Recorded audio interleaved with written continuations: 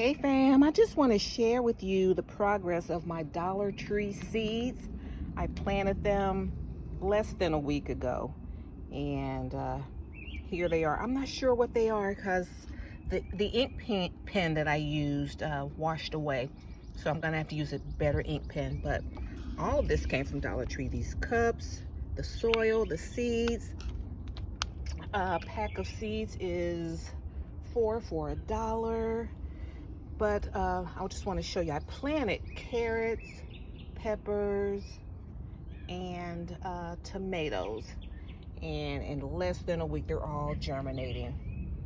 See right here, you see these right here. Here's a little bit going on right here. A little bit going on. You see this one little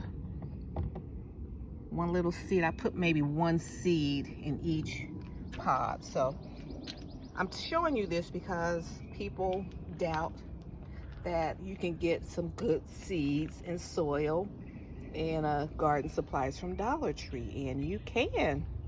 And it's cheap. When I went to Walmart, their pack of seeds were like $2. You can get eight packs of seeds for $2 at Dollar Tree. Okay, so just a quick share. All right, see you guys in my next video. Bye.